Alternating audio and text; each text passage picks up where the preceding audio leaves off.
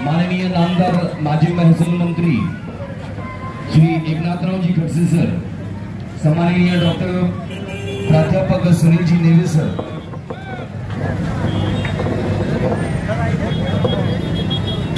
जो जलवा फरोज होने जा रहे हैं स्टेज पर, मेरी दरख्वास्त रहेगी कि जैसे हैं आपके बीच से गुजरे, आप जरा तालियों के साथ उनका जरूर इस्तकबाल करेंगे, ऐसी मेरी आपसे गुजारिश है।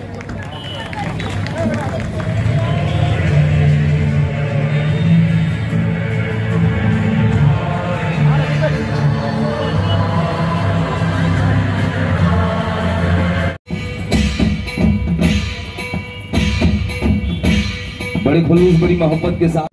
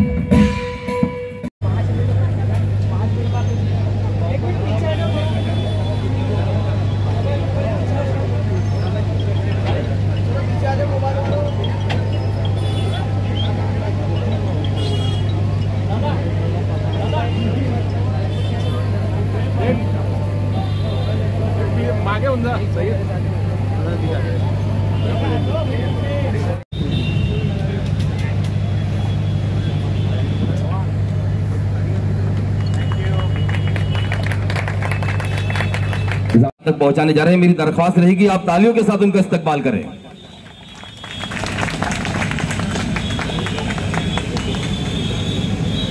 अस्सलाम वालेकुम वरहमतुल्लाहि वबरकातुहू।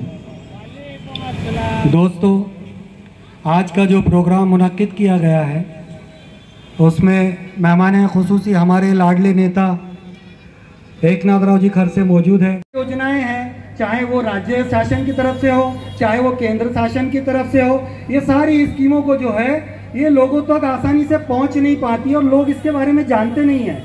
तो ये चीज़ें लोगों के पास हम पहुंचाने का माध्यम बने शिखर एनजीओ की तरफ से कि लोगों तक ये आसानी से कैसे पहुंच जाए, और जो इलिटरेट लोग हैं, जो कम जानकार लोग हैं, जिनके पास जानकारी नहीं है, उनको आसानी से जो है ये काम कर कर हम दे।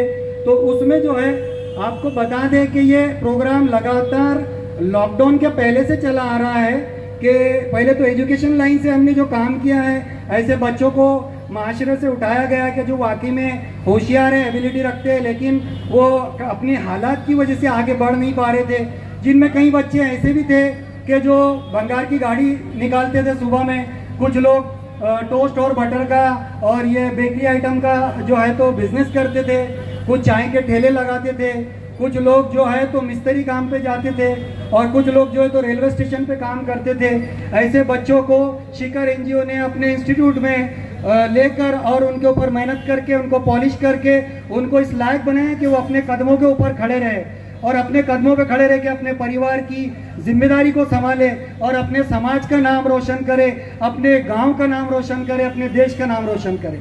इस तरीके से वो बच्चे जो है तो वो अपनी स्किल को डेवलप करके कहीं कंपनीज में पूना, बॉम्बे, नासिक और अपने यहाँ कुछ लोग तो अपनी खुद की दुकानें, वर्कशॉप और सर्विस सेंटर भी खोलकर काम कर रहे हैं। इसके अलावा मैं बताना चाहता हूँ कि भुसावल के अलावा भी जो आसपास का इलाका है, जैसे मुक्ति नगर है, मलकापुर है, जामनेर है, रावेर है, सावदा है, फैजपुर है, यहाँ के बच्चों ने भी यहाँ से जो है तो बहुत सारी जो है तो कोर्सेज किए और वो अपनी ज़िंदगी के अंदर कामयाबी की तरफ अपने सफ़र को अंजाम दे रहे हैं। दोस्तों, ये जो प्रोग्राम मुनक्किद किया गया है ये सोशल डेवलपमेंट के एक रास्ते के ऊपर ही है कि जैसे कुछ लोगों के राशन कार्ड के मसले होते हैं उसको दूर करना, आधार कार्ड बना के देना, उनको अपडेट करके देना। और ये जो प्रोग्राम रखा गया अभी बांधकाम कामगार कल्याण जो योजना आई है, इसके तहत अभी तक हम तकरीबन जो है तो अभी जो ये किट यहाँ पे जो डिस्ट्रीब्यूट होंगी, ऐसी किट हम तकरीबन 10 से 12 प्रोग्रामों में 2000 से भी ज़्यादा डिस्ट्रीब्यूट कर चुके हैं। और ऐसे कई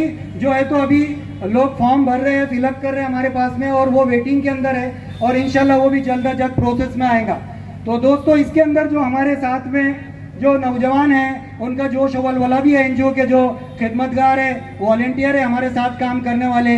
इसके साथ में मिडल एज वाले हैं जो अपने मिडिल एज की मैच्योरनेस के साथ में लगातार दिन रात काम कर रहे हैं, वो भी सिर्फ और सिर्फ हमारे अवाम की खिदमत के लिए। और इसी के साथ हमारे साथ कुछ बुजुर्ग साथी भी हैं जिनके तजुर्बे के साथ हम लोग आगे बढ़ रहे हैं। और शिखर एनजीओ के बारे में मैं और क्या बताऊं, लगातार ये मीडिया जो हमारे जो पत्रकार फ्रेंड्स है, दोस्त है, ये लगातार छोटी छोटी न्यूज़ भी आप तक पहुंचा रहे हैं कि शिखर एनजीओ जो है तो और उनके साथ में काम करने वाले किस किस तरीके से लोगों के लिए आसानियां पैदा कर रहे हैं और उनके जो मुश्किल काम है उनको आसान करके दे रहे हैं, चाहे वो कंप्यूटराइज टीडीपी के काम हो और भी जो दूसरे मेडिकल लाइन से काम है, एजुकेशन लाइन से काम है।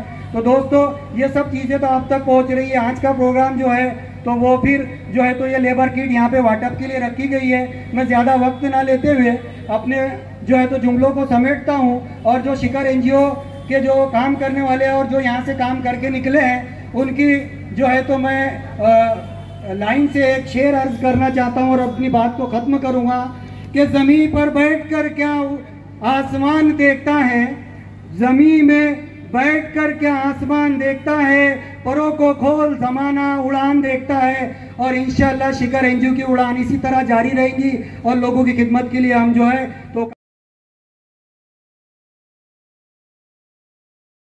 शेख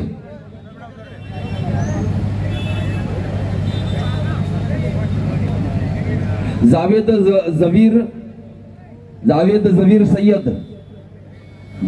जवीर सैयद गयासुद्दीन सफीउद्दीन शेख, जरा जल्दी से आइए सर, गुजारिश है आपसे। शब्बीर महमूद शेख, रहीम मोहम्मद शेख, ये लो रहीम मोहम्मद। क्या नाम क्या है भैया का? भैया नाम क्या आपका?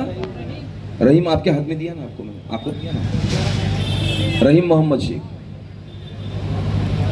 मोहम्मद फैजान अकबर शेख, मोहम्मद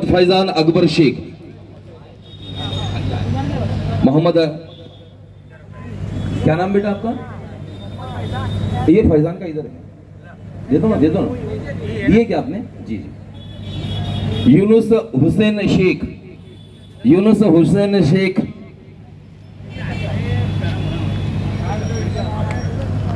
अर्जुन राजधर सोनोने।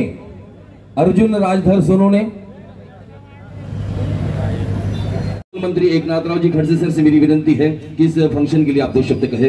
Welcome sir. मोहम्मद भाई स्टेज पर। मंच में उपस्थित रफीक शेख, मुफ्ती हारून साहब, मौलाना हकीम साहब, शरीफ भाई ठेकेदार, यूसुफ भाई, एजाज भाई, जाकिर पेंटर, उस्मान ठेकेदार, सईद भाई, आशिक भाई, राजू तड़वी, मोहम्मद भाई, डॉक्टर प्राध्यापक सुनील नेवे, सभी सम्माननीय मंच उपस्थित सभी भाई और बहनों,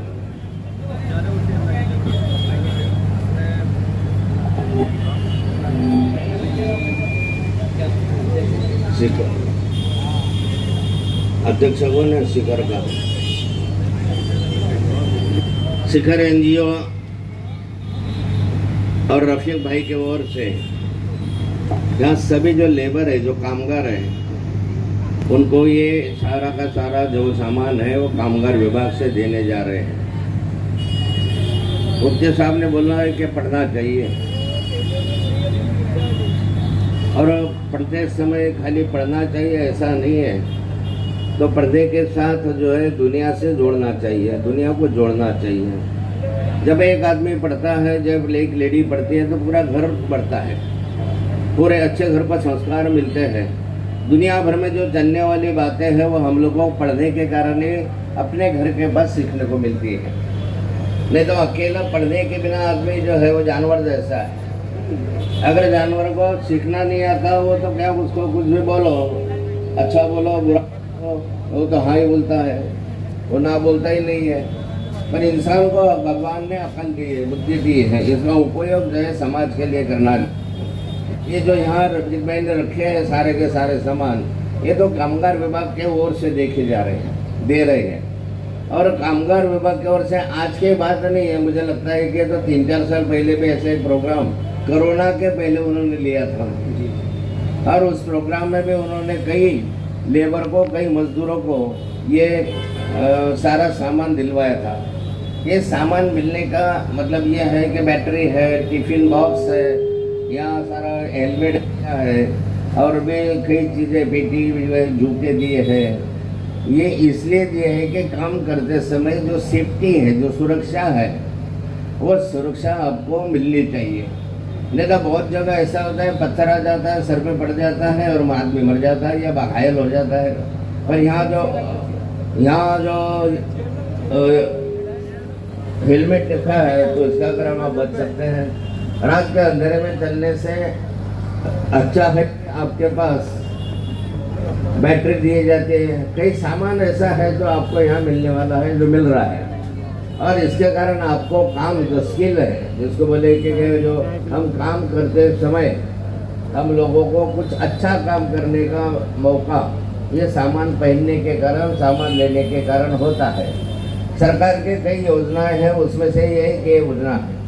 ये खाली सामान तक मुख्यतः मर्यादित नहीं है, ये खाली पेटी दे दिया, ये दे दिया, इतने तक नहीं है। जिसके पास एक कार्ड देंगे, अभी रफीक भाई आपको एक कार्ड देंगे, और जो कार्ड जिनको मिलने वाला है, तो जो कार्ड मिल गए उनको, तो उसको कई सहूलतें सरकार की ओर से मिलेगी।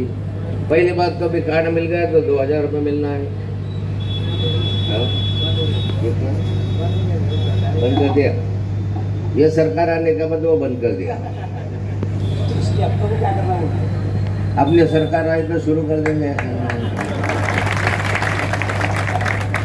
तो लड़की है, लड़का है, घर में अगर पढ़ता है तो पढ़ाई की जिम्मेदारी इस जो कार्ड आपके पास है वो सरकार लेगी।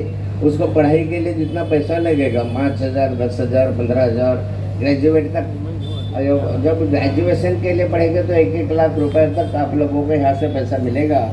इसमें पूरा दिन में अगर आप काम करते हो तो कामगार कल्याण योजना के अंतर्गत आपको फ्री में खाना भी मिलेगा।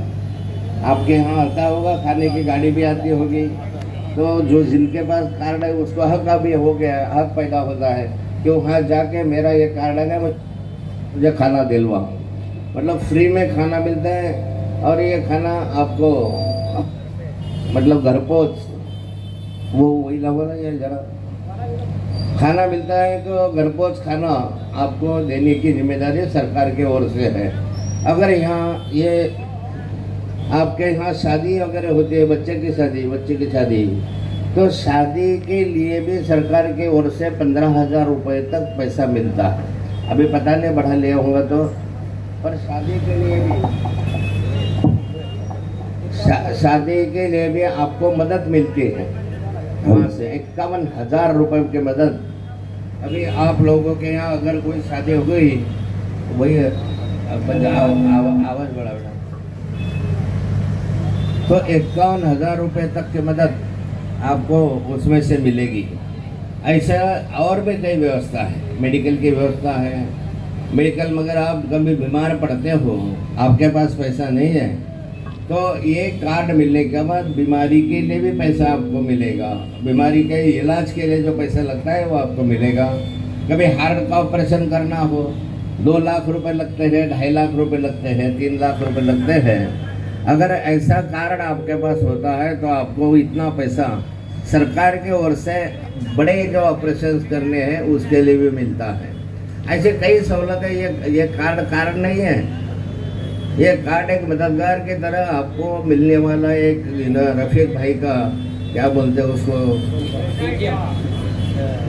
तोहफा, रफीक भाई की तरफ से ये गिफ्ट है।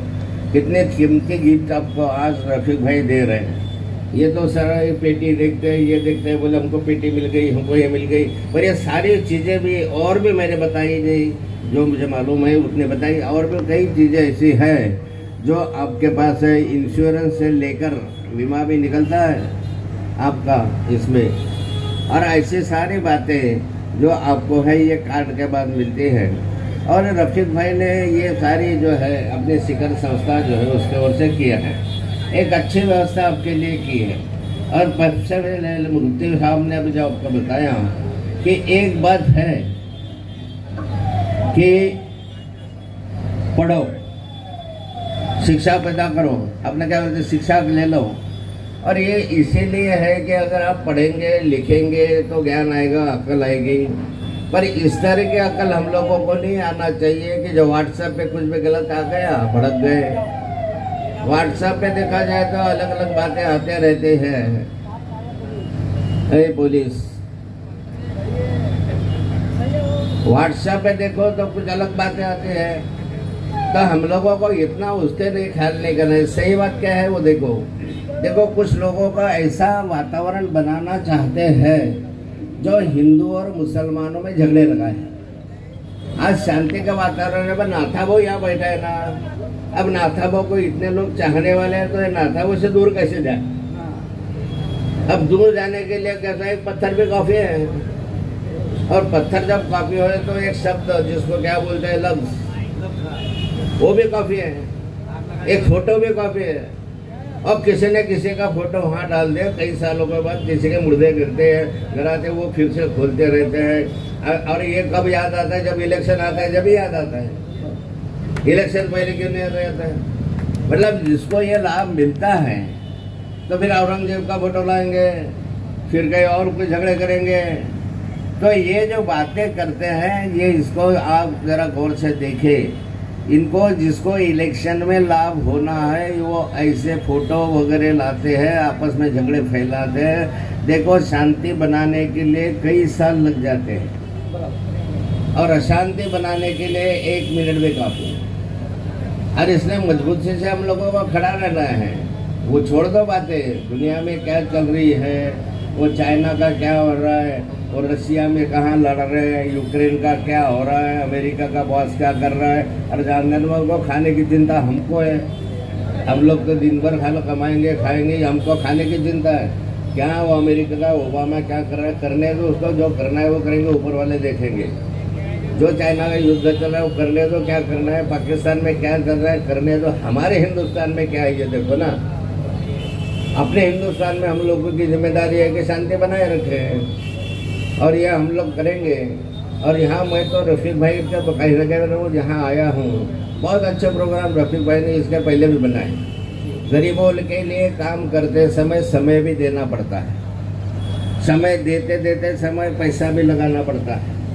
पैसा लगाते समय उसके साथ लोगों से मिलना जुलना पड़ता है, बुलाना पड़ता है, लाना पड़ता है, और उसके लिए नीयत साफ होना है। जब अच्छी नीयत होती है तो मदद करता है, उसके पीछे अगर कुछ होता होगा तो फिर मदद करने में कोई फायदा नहीं है।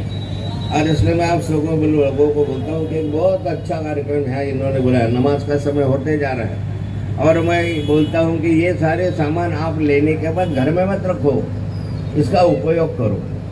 जब काम पे जाते हैं इसका उपयोग करो, जब जाएंगे तो बैटरी लेके जाओ, जाएंगे तो टिफिन में सामान लेके जाओ, खाने का सामान लेके जाओ। कई ऐसे रस्सियाँ वगैरह जो है जूते भी हैं, और ये सामान का सारा उपयोग अच्छी तरह से करो। सरकार की योजनाएं, कोई भी सरकार रहो, सरकार की योजना अच्छी रहती है, पर हमारी सरकार क्या है, योजनाओं का इवेंट बना दी है। अभी देखो परसों के दिन यहाँ हमारे मुख्यमंत्री साहब ने योजना शासन आपल्या दारी, जब शासन आपल्या दारी तो शासन बना रही है, सरकार ला रही है। उसके पहले तो हमारे रफीक भाई ने अपने दरवाजे पर ये सारे चीज लेके आए। सरकार लाएंगे जबकि बात है, और सरकार को क्या है, शासन आपल्या दारी, या रे या सगळे घरोघरी चला, आमच्या बरोबर चला। और करने के लिए क्या है, लोग आते नहीं है। यहाँ रफीक भाई का ये प्रोग्राम मैं देख रहा हूँ तो यहाँ सारे के सारे लोग जो है वो पेटी वाले तो है, पेटी वाले तो 110 है, पर इतने जो दिख रहे हैं 700-800 लोग यहाँ देख रहे हैं, वो क्या पेटी के लिए आए क्या? वो तो मोहब्बत के कारण आए हैं। चलो भाई हम आते हैं, प्रोग्राम है, नाथाबो का प्रोग्राम है, इनका प्रोग्राम है, तो मोहब्बत के कारण आए हैं। और हमारे मुख्यमंत्री जी बोलते हैं हाँ या कार्यक्रमाला हजारोच्या संख्येने या। जब कोई नहीं आएगा तो हमारे अधिकारियों को उन्होंने क्या बोला है, 50 लोग घेऊन या। जिनको लाभ मिला है वो सारे लाभार्थी लेके आओ। उनके पास भाड़े के लिए पैसा नहीं होगा तो हमने यहाँ ST बसेस लगाई है। मुक्ताई नगर में लगाया 16 बस, बोधगढ़ में लगाया 10 बस। भर के लाओ, नहीं तो कल हालत खराब हो जाएगी। वे कह रहे अधिकारी तो इतने डर गए हैं कि अभी लाए किससे। तो हमारा एक ऑफिसर मुझे मिला, अरे भाई बोले ना था वो कुछ तो भी करो, जो लाभार्थी है अभी क्या हो गया बोले किसानों को लाना है। अब किसानों को लगा है, बारिश गिर रही, आ रही, एक भी किसान आने को तैयार नहीं है। अरे जा रहे बोले तेरी शासन आपल्या दारी मी घालवाई इथे भिकारी, और कशाचा तुझ्या घरोघरी कोई आई नहीं रहा। तो फिर मैंने बोला क्या बोला, मैंने बोला तुमको आओ भाड़ा फ्री, जाने के लिए भाड़ा फ्री, आने के लिए भाड़ा फ्री, खाना भी फ्री, दोपहर को खाने के लिए भी मिलेगा। पर तुम चलो यार। बोलता नाही रे बाबा माझी पेरणी राहिलेली आहे। तो बोले पेरणी में ऊपर से 200 रुपये ले बाबा, पर चल मुख्यमंत्री जी आ रहे हैं। अब ऐसी बातें जब हो रही है तो खुद बुलाने से और खुद आने से, मतलब खुद बुलाना, ला घ्या पैसे घ्या, अड़के घ्या, अधिकारी लगाओ, फिर संजय निराधार वाला लाओ, फिर रुद्र भूमियन वाला लाओ, फिर ये कामगार पीटी वाला लेके आओ, फिर किसानों को बोलते हैं किसान वाला लेके आओ। जितने सरकार की योजनाएं, वो योजनाओं के जितने लाभार्थी है वो सब हमारी सरकार बोलती है लेके आओ लेके आओ लेके आओ। अधिकारी को बोलते अरे खुद आने को जा रहा है। खुद बोलना चाहिए कि शिंदे साहब आपके बड़े उपकार हो गए हमारे ऊपर, आपने इतने बड़े काम किए, और वो आना चाहिए खुद के लिए। तो ये अभी तैयारियां चल रही है। परसों के दिन हमारे मुख्यमंत्री जी आ रही है, उनकी तैयारी है। और ऐसे ले यहाँ ना कपास को भाव है, कपास वाला मर गया, 6,000 रुपये कोई नहीं ले रहा। बारिश हो गई कि तो जिनिंग फिनिंग बंद हो जाती है। 12,000 रुपये प्रति क्विंटल का जो कपास था वो 6,000 रुपये में आ गया। सरकार को मैं बोलता हूँ कम से कम 6,000 रुपये किसानों को कोई अनुदान दे दो, कोई मदद करो। मर रहा है शेतकरी, घर में है कपास, 60% कपास भर, सरकार इस पर कुछ बोल नहीं रही है। बोल रहा गल्लो गल्ले जहाँ मोहल्ले में जाओ, केवर से कौन से मोहल्ले में जाओ तो नेवे सर के पास जाओ तो सब देखा जगह तो चिट्ठी लिख रहे आज का आंकड़ा क्या आने वाला है भाई, 01, 02। PSI साहब को बोलता है 0 का नंबर लगाया। बोले हो ये 0 अभी बंद हो गया, तुम गलत बोल रहे हो। बोले क्या हो गया, मटका बंद हो गया। हाँ बोले मटका बंद है, हमारे पास मटका बिटका नहीं है। बोले बोला चलो बोला अभिनंदन है, तुम्हारे पास मटका बिटका नहीं है। नहीं बोले ऑनलाइन मटका चालू चालू है कि नहीं चालू है, मटका चालू है, जुगाड़ चालू है, शराब चालू है, सारा खुल का चालू है। जलगांव जिले में तो इतना खुल के चालू है कि मैं नाम बताता हूँ, असेंबली में नाम बताता, असेंबली में बोलता है ये आदमी मटका लगाता है, ये आदमी जहाजा लाता है, ये आदमी अफू लाता है, ये आदमी गुटखा लाता है, ये आपको 50,000 देता है महीने के, ये आपको 5 लाख देता है। सरकार बोलते हाँ हाँ देता है, पर कार्रवाई कुछ नहीं करती। इनके ऊपर वालों तो पैसे जाता होगा, जब तो नहीं है। अरे शासन आपल्या दारीच्या आधी हे बंद करो ना, ये बंद करो।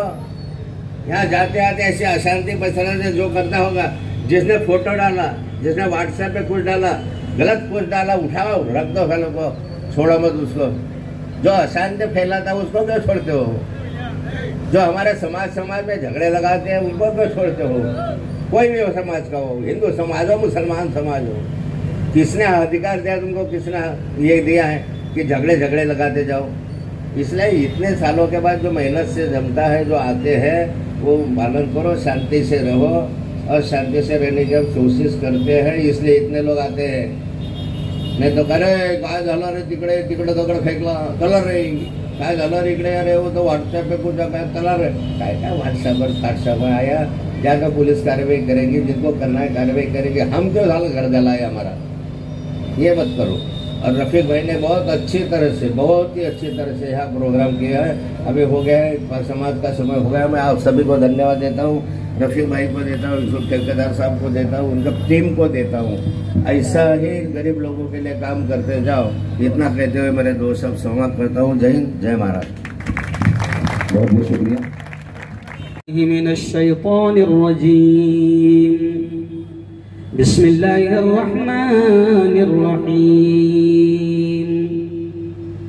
फमन यअमल मिथक़ाल ज़र्रतिन खैरन यरा वक़ाल रसूलुल्लाह सल्लल्लाहु अलैहि वसल्लम खैरुन नास मन यनफ़उन नास औ कमा क़ाल अलैहि सलातु वत्तस्लीम। आज की इस बहुत ही पवित्र सभा में हम सबके हर दिल अजीज और शहीद लीडर माननीय एकनाथ राव खड़से साहब, भुसावल शहर के तमाम ही जिम्मेदारान, नौजवान दोस्तों, बुजुर्गों और साथियों, देखिए वक्त कम है, 7:05 को मगरिब की अजान हो जाएगी, लेकिन भाऊ की और हमारी बात हो रही थी कि ये बहुत नेक काम हो रहा है रफीक, ये बहुत नेक काम हो रहा है, अल्लाह को भी पसंद है। नाता भाऊ ने मुझे फौरन कहा कि मुफ्ती साहब चारों तरफ बारिश हो रही, यहां अल्लाह ने रोक कर रखा कि मेरे बंदे बहुत अच्छा काम कर रहे हैं, चलने दो। जोरदार तालियां आप बजाए एक बार रफीक के लिए। वक्त कम है, मैं ज्यादा बात नहीं करूंगा। पवित्र कुरान की एक पंक्ति मैंने पढ़ा, अल्लाह क्या कहता है, हम सबका खालिक क्या कहता है, हम सबका मालिक क्या कहता है, फमन यअमल मिस्काल ज़र्रतिन खैरन यरा। हमारा रब हमसे कहता है, ओ मेरे बंदे, दुनिया की जिंदगी में जर्रा बराबर, राई बराबर, रत्ती बराबर अगर नेक काम किया, अल्लाह कहता है यरहु, उसके अज्र को, उसके सवाब को, उसके इनाम को तू अपनी आंखों से देखेगा।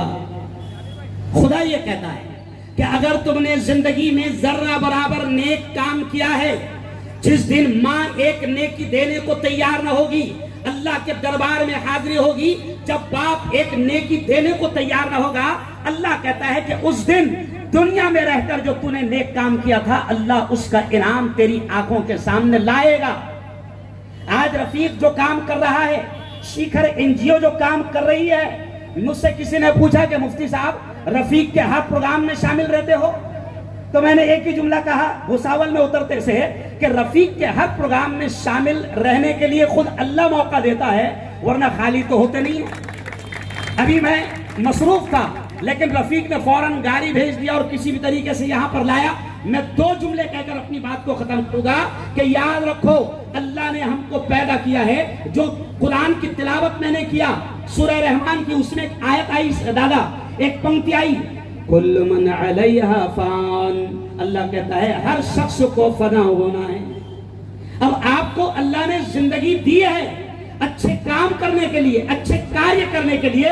रफीक क्या काम कर रहा है, मैं 12 साल से देख रहा हूं कि गरीब बच्चों को तालीम में, एजुकेशन में कैसी मदद करना, ये रफीक काम कर रहा है। गरीबों को किस तरीके से मदद करना, ये रफीक काम कर रहा है। प्रेषित मोहम्मद ने, हम सब के लाडले नबी ने, ये कहा है कि जो जमीन पर अल्लाह के बंदों की मदद, जुमले पर ध्यान देना, प्रेषित मोहम्मद ने कहा कि जो जमीन पर खुदा के बंदों की मदद में लगा रहता है, खुदा उसकी मदद में लगा रहता है।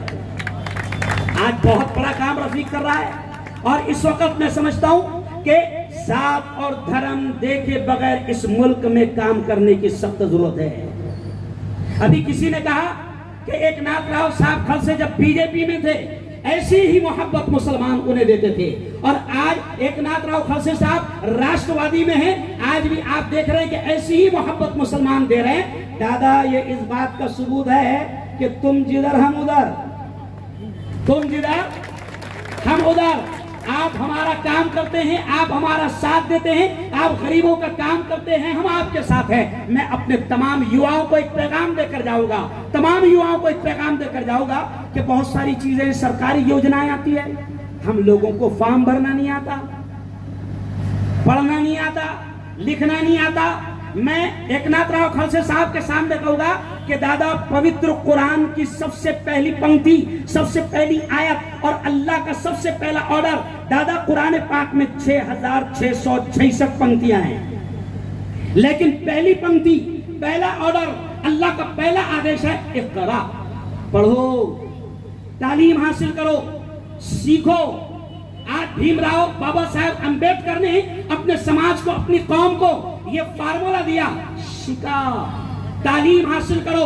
आज मैं तमाम लोगों से कहूंगा कि जितने लोग दुकान चला रहे हैं, होटलें चला रहे हैं, कारोबार कर रहे हैं, हलाल कमाओ। अल्लाह को हलाल कमाने वाला बहुत पसंद है। हलाल कमाओ। हमारे नबी ने कहा कि जो हलाल कमाने के लिए घर से निकलता है उसके हर हर कदम पर अल्लाह उसको नेकी देता है। हलाल कमाओ। लेकिन मैं आपसे एक धर्मगुरु, आपका एक जिम्मेदार होने के नाते कह के जाऊंगा कि कोशिश ये करो कि एक वक्त चूल्हा न जले घर में चलेगा, मगर अपने बच्चों को अच्छी तालीम दो। क्यों तालीम? इसलिए दो कि किसी शायर ने कहा है कि जिंदगी मांगो किसी से न मोहब्बत मांगो, जिंदगी मांगो किसी से न मोहब्बत मांगो, तख्त मांगो न कोई ताजो हुकूमत मांगो, झूठी दुनिया है ये, दुनिया की न शोहरत मांगो, सिर्फ अल्लाह से तुम इल्म की दौलत मांगो। और इल्म क्यों मांगो? तो इल्म इंसान की औकात बढ़ा देता है, इल्म सोई हुई तकदीर जगा देता है, और इल्म सीखोगे तो तकदीर संवर जाएगी, जिंदगी वरना अंधेरों में गुजर जाएगी। इल्म जिसको नहीं मंजिल वो कहां पाता है, ठोकरें राह में खा खा के ही मर जाता है। और आज शिखर का यही पैगाम है कि तालीम हासिल करो। आखिरी बात मैं ये कहूंगा कि दादा आप और हम सब और ऐसी तमाम एनजीओज मिलकर ये काम करें। और मैं युवाओं से कहूंगा, जवानों से कहूंगा कि देखो इस वक्त मुल्क में नफरतों का माहौल बनाया जा रहा है। मैं आपको ये पैगाम दूंगा मेरे जितने जवान हैं कि आपको क्या किया जाता है। दादा आप एक जिम्मेदार है, मैं आपके सामने कहूंगा, सेठ आप लोगों के सामने कहूंगा कि हमारे जवानों को उकसाया जाता है, वर्गलाया जाता है, जज्बात में लाया जाता है, गुस्से में लाया जाता है। फिर हम क्या करते हैं? गुस्से में आते, कुछ भी व्हाट्सएप पर आ गया तो गुस्से में आते और रोड पर आकर क्या फेंकते? अरे बोलो भाई, फतरे फेंकते। और फतरे फेंक के खाते क्या? गोलियां। तो दादा मैं इनको पैगाम दे रहा कि गोलियां, फतरे फेंक के गोलियां खाने के बावले चाले बंद करो। फतरे फेंक कर गोलियां खाने के बावले चाले बंद करो। ये चाहते हैं कि तुम्हें लड़वाया जाए, ये चाहते हैं कि हिंदू मुसलमानों में नफरतें पैदा की जाए, इन शैतानों की साजिशों को नाकाम करे। बल्कि मैं आपको ये शेर कहूंगा कि दादा मैं कहता हूं, हिंदू मुसलमान सबसे ये कहता हूं कि दुनिया में अमन और प्यार के किस्से लिखेगा कौन? दुनिया में अमन और प्यार के किस्से लिखेगा कौन? और आपस में कट मरेंगे तो आखिर बचेगा कौन? और मैं अपने हिंदू भाइयों से, बड़े भाइयों से कहता हूं कि होंगे ना तुम दादा, होंगे ना तुम तो लाएंगे तुम सा कहां से हम, और होंगे ना हम तो आपको भाई कहेगा कौन?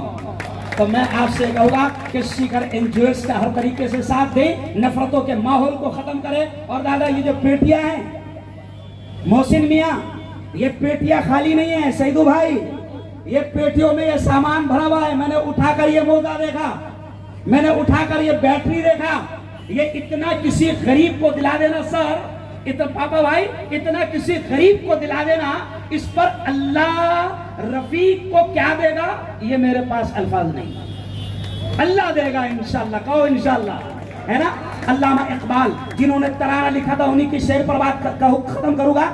इकबाल रहमतुल्लाह अलैह जिन्होंने तराना लिखा था, सारे जहां से अच्छा हिंदुस्तां हमारा, हम बुलबुले हैं इसकी ये गुलसिता हमारा, मजहब नहीं सिखाता आपस में बैर रखना, हिंदी है हम वतन है हिंदुस्तां हमारा। उसी इकबाल ने ये कहा था रफीक मियां कि दर्द दिल के वास्ते पैदा किया इंसान को, उस रब ने कि दर्द दिल के वास्ते पैदा किया इंसान को, वरना तात के लिए कुछ कम न थे कर्रोबियां। यानी अल्लाह को सज्जा करने के लिए दूसरी मखलूक कम नहीं थी, अल्लाह की इबादत करने के लिए कम नहीं थे। अल्लाह ने हमको इसीलिए पैदा किया कि हम एक दूसरे के दर्द को समझेंगे इंशाल्लाह। दोनों हाथ उठाकर बताओ कि रफीक का साथ देंगे, पूरा मजमा दोनों हाथ उठाकर बताओ। बहुत बहुत बहुत मुबारकबाद। दादा यहाँ पर आए, आप आते दादा दादा आप यहाँ पर आते हैं, रफीक तो काम हो गया, लेकिन दादा आप आते हैं, आप आते हैं। आशिक भाई हाँ, ये देखो आशिक साहब ने मुझे कहा कि मुफ्ती साहब रफीक के माने क्या है? दोस्त। क्या माने हैं? दोस्त। तो दोस्त के दोस्त बनो, दोस्त के दोस्त बनो। दादा मैं आपका एक धर्मगुरु होने के नाते मैं रफीक की तरफ से शुक्रिया अदा करता हूं कि आप ऐसे हमारे प्रोग्राम में आ जाते हैं, बच्चों को हमारे आप सपोर्ट कर देते हैं, बहुत बड़ी हिम्मत मिल जाती है, बहुत बड़ा सपोर्ट मिल जाता है। जोरदार ताली आप खर्च साहब के लिए खड़ा बजा दे। रफीक बहुत बहुत बधाई, बहुत बहुत मुबारक, अल्लाह तुझे सलामत रखे।